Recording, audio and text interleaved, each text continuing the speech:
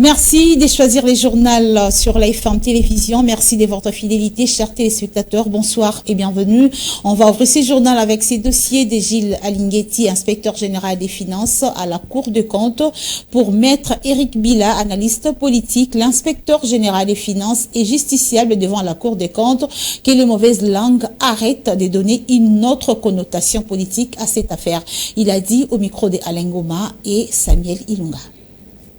Moi, je ne pense pas. D'abord, ici, nous sommes dans un format de respect de la conformité de ce qui est prévu par la loi. C'est ce qui est d'abord important. Mais sur le plan politique, tout le monde est libre d'analyser comme il veut. La vie, c'est un jeu de coïncidence, surtout la politique. Hein.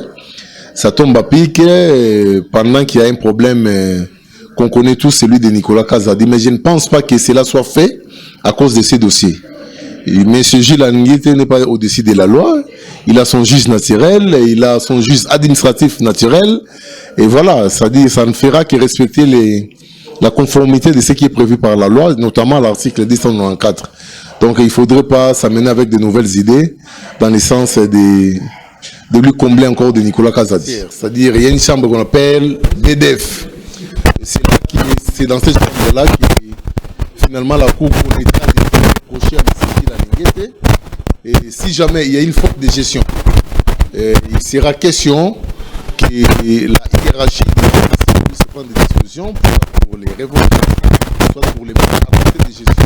Mais si jamais, de suite des procédés de cette chambre de discipline budgétaire, il s'avérait qu'il y a des éléments pénaux qui entrent en compte à l'actif de M. Gilles Alinguetti, il sera déféré devant le procureur général pour la Cour de cassation pour qu'il connaisse des faits et lui reprocher finalement.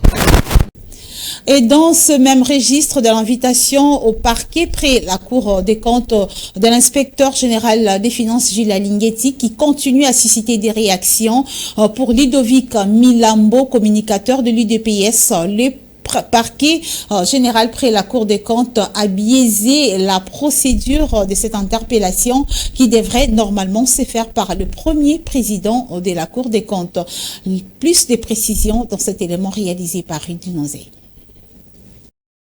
L'invitation lancée par le PG près la Cour des comptes à Jules Alinguetti, inspecteur général de l'IGF, continue à susciter des vagues. L'affaire fait du chemin. Les analystes politiques estiment que la Cour des comptes a biaisé la procédure. Premier président de la Cour des comptes, ce qui n'a pas été fait. Et moi, je pense que cette invitation, l'IGF ne saura pas répondre à cela si les dossiers ne suivent pas ce qu'on appelle la... De son côté, la Cour des comptes met en cause l'inspecteur général de finances pour irrégularité dans la conduite d'une mission des services effectués à la GECAMINE. D'après les parquets près la Cour des comptes, Jules Alinguetti a transformé l'objet d'une mission de contrôle des finances publiques en une mission de consultance. Une information qui ne cadre pas avec l'analyse faite par Ludovic Milambo. Les inspecteurs de l'IGF qui sont tellement avérés, assurés dans cette matière, puissent apporter un soutien. Alors il a fallu qu'il y ait d'abord le frais, après concerne la logistique, il fallait faire déplacer les inspecteurs de l'IGF, il fallait leur loger, il fallait leur donner à manger, il fallait aussi donner quelque chose par rapport à la formation. La GECAMINE a suggéré remettre 150 000 $. Qu'à cela ne tienne, la procédure est prévue de démarrer ce jeudi 18 juillet avec les auditions. En cas de détection d'infraction pénale, le dossier sera transféré devant les instances judiciaires compétentes pour fixation. Lutte contre l'incivisme routier dans la capitale congolaise, le général Blaise Kilimbalimba, commissaire provincial de la police nationale de Kinshasa, a débuté hier une itinérance où il mène une opération de routine pour lutter contre l'incivisme routier commis par les conducteurs des véhicules à travers la capitale. Galor Mouya, Ruth Zinozé. Une opération de grande envergure a été lancée par le commissaire divisionnaire adjoint ville de Kinshasa, le général Blaise Kilimbalimba. Il s'agit de tout véhicule empruntant l'essence contraire, tout véhicule à mauvais stationnement, tout véhicule de plus de 20 tonnes sur le saut de mouton, conduite à portière ouverte, fausse manœuvre sur la chaussée, véhicule avec 100 plaques d'immatriculation ou immatriculation bâchée, toute moto circulant au-dessus du saut de mouton où toute moto empruntant l'essence contraire seront désormais réprimandées par la police. Une opération qui vient pour nettoyer les trafics routiers dans la capitale congolaise. Le colonel Faustin Numbi, P3 du commissariat provincial de la ville de Kinshasa, fait savoir le pourquoi de cette opération. Tout véhicule à mauvais stationnement, vous allez. Tous les véhicules de plus de 20 tonnes sur le stade de moto, vous allez. Conduite à portière ouverte. La portière ouverte. Fausse manœuvre sur la chaussée. Tout ezali na 100 plaques d'immatriculation ou plaques bâchées. Plaques ezali wana kamati na mba mokati yango wana. Pour quelle raison? C'est la confiance. Oya likolo komona kango plaque na ya rouge. Parce que mona ngo ba bâcher yango. Yo nani bâcher plaque. Et tu es en train de bâcher la plaque pour quelle raison, pour quel motif? Donc tu es un criminel. Ou tu consommes la criminelle, au bâcher plaque là. Culture doit pas bâcher plaque et où tu vois. Vous avez la plaque là normale. Pour une contribution à PCO. Mais si vous bâcher un mot, on a nous. Qu'est-ce que tu caches? Certains usagers de la route félicitent le général Blaise Kilimbalimba pour cette initiative et ont demandé que la rigueur soit mise en pratique. Mais eloko mingi oyo koma kosala biso tokota ba sens unique mingi oyo ezaki to banga pe l'état te. Eza nini? Na nzela ya magasin ko banda magasin tiko kende Zando. Kokende Zando Gare Centrale Boulevard. Eza na ba entrée moko na ba sortie oyo ezaki oyo zo créer ba embouteillage. Biso tosala boye tozo lukela tozo bula po na pesa ba verser po ba mikolo mituka. Mais tant que nzela tozo tambola oyo koto ya koti boye eza na ni awa ba police ba mosana ba air. Lokola ndeti awa so komi na Aurore eza na ba air oyo ba police ba tema na ndenge na bango. Tango biso to yé moni ke nzela koto eza bloqué ba personnel koto ba wuya ba kende boye. Toyeba ka pe koto biso to sani to landi. Mais soki ba tie ordre na chaque coin lokola coin oyo coin ministre Mamolangi awa batie ba roulage batie ba policier pour ba roulage biso mana ndenge mabete to banga bango lisusu te pour ba pezana na bango te par rapport qui est roulage akoti kama zaki afungoli nzela mais soit monika ka chauffeur moka personnel merde na ngai tanga to simselo biso pe to sala nini to profitable la faiblesse na bango. Nous souhaitons bonne chance à la police ville de Kinshasa pour ce nouveau challenge qui se lance car à ce jour le secteur routier dans la ville de Kinshasa reste très mal assaini. Et dans les cadres de la conservation de l'environnement, le président de la fondation Tembele Boukou Jean-Jacques est descendu le dimanche 14 juillet dernier au village des pêcheurs à Kingabwa, nous sommes là dans la commune de Limete, pour une sensibilisation contre la pollution du fleuve Congo. Joseph Majondo et Samuel Ilunga. Partout dans le monde, des initiatives fleurissent pour protéger notre planète. Créer le monde que nous voulons est bien plus puissant que détruire celui dont nous ne voulons pas. La fondation Tembele Boukou Jean-Jacques prône l'environnement sain et le bien-être de la population congolaise qui constitue le cheval de bataille de la FTBJ. Cette descente du président de cet organe non gouvernemental avait pour but la sensibilisation du riverain contre la pollution du fleuve Congo. Nous allons nous battre pour que la ville puisse mettre en place des stratégies efficaces pour la gestion de l'environnement, la gestion des déchets et voir de quelle manière nous allons accompagner les gouvernements provinciaux par rapport à ça. Et au-delà de ça, je suis élu de Limete, je suis là pour sensibiliser la population de Kingabwa pour qu'ils prennent conscience. Les fleuves nous apportent beaucoup de richesses, beaucoup de ressources. Vous les pêcheurs, vous puisez beaucoup de richesses avec les poissons, mais vous devez prendre conscience que protéger le fleuve nous rendra encore plus heureux et va faire de nous des personnes développées. La fondation Tembele Jean-Jacques n'était pas seule, elle était accompagnée de ses partenaires tels que River Congo, Equity Bank, Vodacom Congo, et quelques personnalités politiques. Ces derniers ont pris part à cet entretien sur la gestion de l'environnement et du fleuve afin d'accompagner les œuvres à impact visible de la fondation. Pour moi, c'est une première. Je ne savais pas que dans ce coin de Kinshasa, il y avait des gens qui vivaient. Nous regardons dans la mesure du possible réellement comment est-ce que nous pouvons réfléchir pour apporter tant bien soit peu un peu de bonheur dans ce coin. Et je salue réellement la fondation Tembele par rapport à l'initiative. Non seulement il a choisi ce coin pour combattre l'insalubrité. Et quand je parle de l'insalubrité ici, je regarde réellement les concepts utilisés pêcheurs de plastique au lieu de venir pêcher les poissons. Et nous comprenons, si nous ne nous mettons pas à pêcher le plastique. Parler de l'écologie, c'est comme parler de la femme mère. Tout le monde connaît sa valeur vitale, mais personne ne veut la reconnaître et la respecter dans cette même valeur intrinsèque. Ainsi, la FTBJ de l'honorable Jean-Jacques Tembele s'implique pour assurer un environnement sain qui profitera au bien-être de la population quinoise en particulier et congolaise en général. Et nouvelle évasion à la prison de Manono. Nous sommes là dans la province de Tanganyika. Plus de 70 détenus ont pris fuite en creusant un trou de près de 4 mètres de profondeur pour retrouver l'extérieur. Sachez que cette évasion est une deuxième en l'espace d'un mois dans cette prison. C'est ce que nous dit Alain Goma dans cet élément.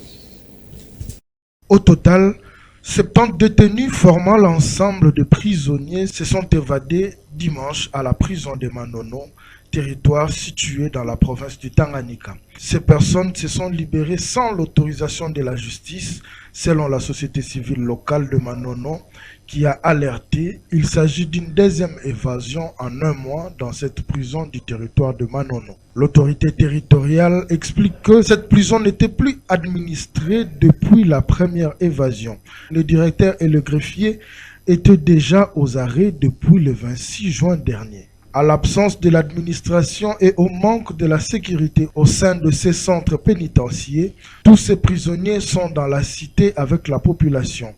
Des mesures sont déjà envisagées afin de reprendre les évadés, note l'administrateur du territoire adjoint de Manono. La question de cette évasion de tous les détenus de la prison de Manono a fait l'objet du premier conseil du nouveau gouverneur de Tanganyika. Il a notamment, lors de sa prise de fonction, rassuré qu'il va s'impliquer pour le rétablissement de l'ordre, de la paix et de la sécurité. Cette évasion est une deuxième en l'espace d'un mois. Le mois passé, plus de 20 détenus s'étaient évadés dans le même centre pénitentiaire de Manono.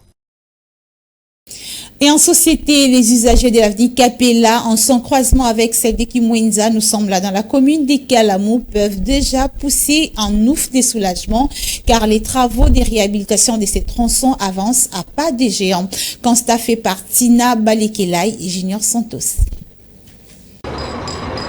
Débutés depuis le début du mois de juillet, les travaux de réhabilitation de l'avenue Capella avancent à pas de géant. Cette avenue de la commune de Kalamou, allant du tronçon compris entre le croisement des avenues Kimwenza jusqu'à Elengesa, va bientôt revêtir de sa plus belle robe. Sur terrain, l'on peut constater des agents de l'office de voirie et drainage qui sont à pied d'œuvre pour redonner sourire aux usagers de cette avenue. Ces travaux réjouissent certains Kinois comme ils le font savoir. Misala basala bien, babandaki banda Capella université, ce que bazui Capella Kimwenza ndi ba ça tronçon nyonso, mais travail qui est très bien. Parce la vitesse à route Kimwenza Capella, bango bazo beta ngopena dada bacha sous béton. Ce qui nous est sali, au moins le commerce ça m'a bien. Ah déjà bandi kolanga bateka ngulu bango.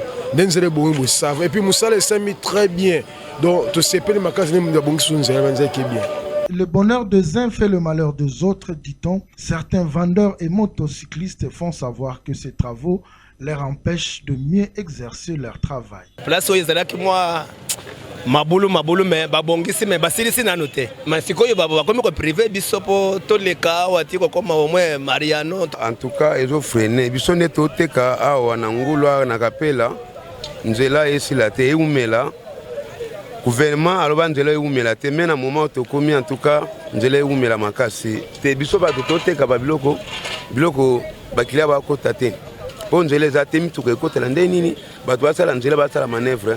Sachant que cette avenue est d'une grande importance, elle sert de raccourci pour atteindre les communes de Ngiringiri, Kasavubo et d'autres. Nous en appelons au respect du délai de l'exécution des travaux afin de permettre la fluidité dans la circulation. Un mot sur la religion. Les chefs suprêmes, président général et chef de la confession religieuse des églises autochtones traditionnelles Bangunzampe et Alongo, son éminence l'ambassadeur Mangele Silubasa a inauguré le dimanche 14 juillet dernier l'église Lendo Kianzambi dirigée par les représentants légaux Kisaka Makisadila. C'était à l'occasion de la célébration du 2e anniversaire de cette église, occasion pour son éminence l'ambassadeur Mangele Silubasa de sensibiliser les représentants légaux de la religion africaine au respect de la volonté du ministre de la Justice. Plus de précisions dans ce reportage. C'était une double célébration. D'abord, l'inauguration de ces grands temples de la religion africaine dénommés Lendo Kianzambi, dirigés par les représentants légaux Kisaka Makikadila. Plusieurs invités des marques ont rehaussé de leur présence cette célébration pour la gloire d'Mpungutu Lendo, entendez Dieu Tout-Puissant.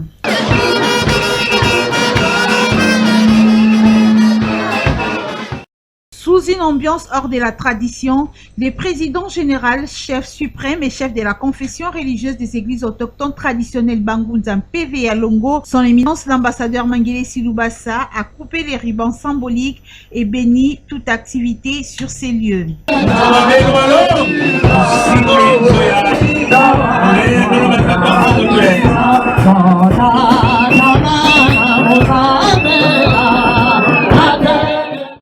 Faisant d'une pierre deux coups, le numéro 1 de la Crétébem, son éminence l'ambassadeur Mangele Silubasa a saisi l'occasion pour sensibiliser sur le moratoire du ministre de la Justice. Congrégation ou bien chaque lingomba ou ekozana vie ya chef de confession religieuse atali misala ya mokonzi lingomba oyo atia vina ya pesi diplôme ministre mokonzi ya justice a coupé ça y 4 wabengi biométrique à la kisaza musala ya nzambe yo soko zwi carte wana te même tata na bino azalia fumutelema yo to soko taki avant soko zwi carte wana te ya ko moni place babande koleka ba service police kolia bino mbongo aner kolia bino mbongo deko kolia bino mbongo to bakokamba mangomba be kozala na ordre te. 2 ans d'existence déjà, ça s'est fait, oui. L'église Lendo Kianzambi, située dans la commune de Selembao, a célébré avec succès cet anniversaire sous la bénédiction du représentant légal Kisaka Makikadila et également la présence remarquée du numéro 1 d'Ngunza, son éminence l'ambassadeur Mangele Silubasa. Question de valoriser l'ngunzisme, quels que soient les milliers.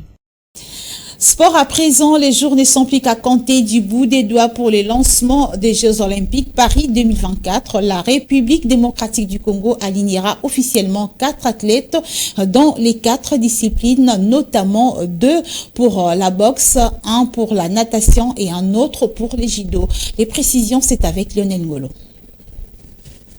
Pour l'édition 2024 des Jeux Olympiques Paris, la République démocratique du Congo prendra part avec ses 6 athlètes dans 4 disciplines. Il s'agit donc de la boxe, de la natation, du judo et l'athlétisme. Ça sera du 26 juillet au 12 août à Paris 2024.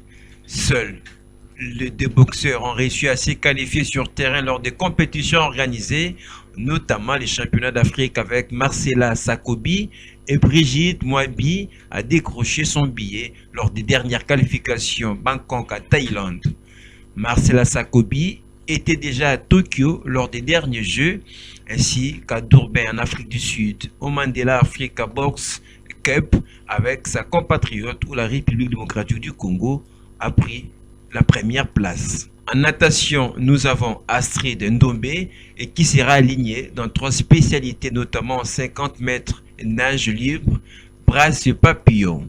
De l'autre côté, Divine Messiadi va s'inscrire aux 50 mètres nage libre ainsi qu'en judo où nous avons Arnold Kisoka, récemment médaillé d'argent à l'Open de Luanda en Angola ainsi que celui de Yaoundé au Cameroun. Il a pris la médaille de bronze au 9e jeu de la francophonie organisé à Kinshasa et a pris part également au championnat du monde à Abu Dhabi, aux Émirats Arabes Unis Il a terminé également 5e au championnat d'Afrique au Caire en Égypte. Pour l'athlétisme, Dominique Moulumba Lasconi va couvrir pour les 100 mètres. Il a participé au dernier Jeux de la francophonie. Pour rappel, la République démocratique du Congo fait partie des 25 pays africains qui courent derrière une médaille olympique depuis l'instauration du Jeux en l'ère moderne en 1896. Et mesdames et messieurs, c'est par cette note sportive que nous bouclons complètement cette édition du journal. Merci de nous avoir suivis et on se retrouve prochainement.